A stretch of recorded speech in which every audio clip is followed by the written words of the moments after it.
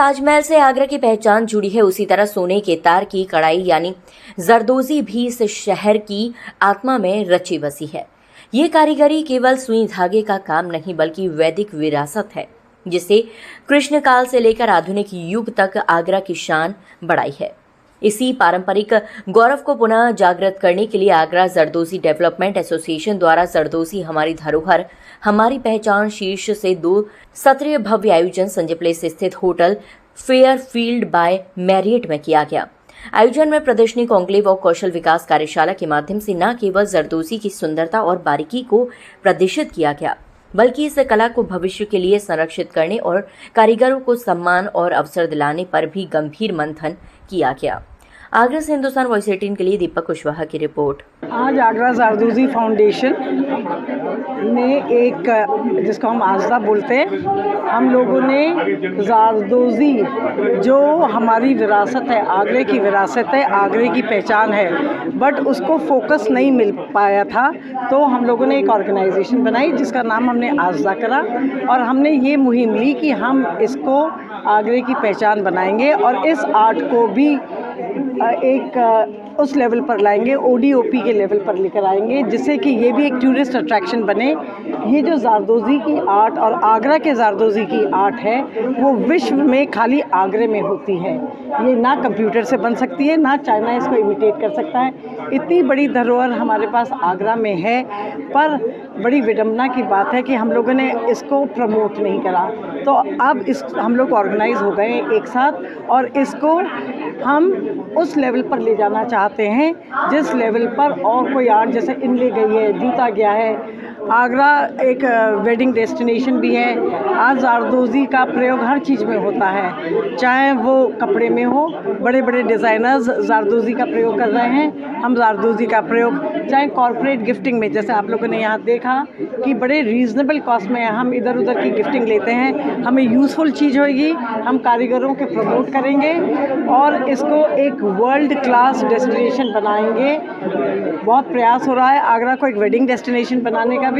हम ये चाहेंगे कि उसमें कोई भी यहाँ पर आए तो उसको एक कंप्लीट पैकेज मिले। सब जरदोजी की देन है और ये सैकड़ों साल पुरानी कला अभी आगरा में है, आगरा से बाहर फैली है, लेकिन जितना इसको मान सम्मान मिलना चाहिए, जितनी बढ़िया ये कला है उतना अभी नहीं है। इसको आज प्रमोशन के लिए यहाँ आज सब बैठेंगे, हम लोग चिंतन करेंगे और कैसे इस कला को पूरे विश्व में इसको हम लोग फैला सकें और यहाँ के जितने भी हमारे आर्टिशंस हैं, कलाकार हैं, जितने भी, उन सबको अधिक से अधिक कैसे लाभ मिले और ये दुनिया में आगरा की पहचान बने, इसके प्रयास के लिए आज यहाँ एक मीटिंग हो रही है। मैं जितने भी आयोजक हैं, विशेषकर डॉक्टर रंजना जी दीदी को, उनको सबको बहुत बहुत धन्यवाद देता हूँ और मुझे विश्वास है आज के बाद ये बहुत तेज़ी से विश्व में फैलेगी, क्योंकि हर आइटम एक से एक यूनिक आइटम और गिफ्ट में हो, पर्सनल यूज़ करने में हो और बहुत कम कॉस्ट में, लेकिन बहुत अच्छी कला यहाँ है। ठीक, आप सबको बहुत बहुत धन्यवाद। देखिए, मेरा नाम फैज़ानुद्दीन शम्स है।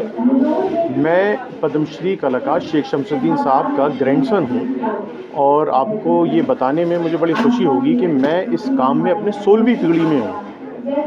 तो आज जो ये कॉन्क्लेव और ये जो आगरा जरदोजी डेवलपमेंट एसोसिएशन का प्रोग्राम हो रहा है, इसका मकसद ये है कि आगरा में लोगों को जागरूक करा जाए। ये हमारी एक सफ़र की दूसरी मंजिल है। पहली मंजिल जो थी हमारी फरवरी में जो शो हुआ था सूर सदन में, ये उसकी आज दूसरी कड़ी है।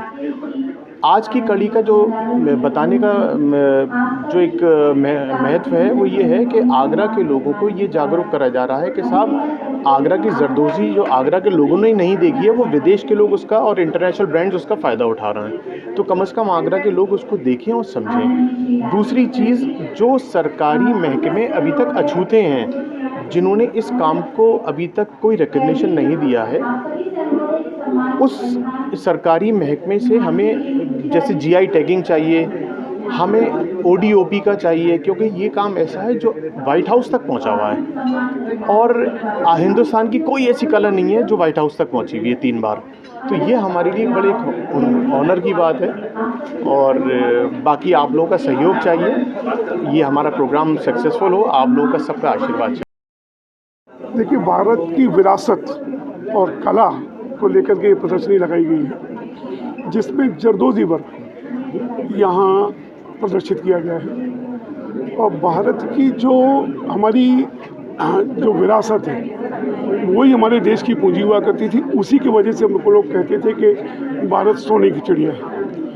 और आज उन्हीं विरासतों को कहीं ना कहीं हमने खो दिया था। हर कालखंड में कुछ ना कुछ नया एक विरासत मिली है।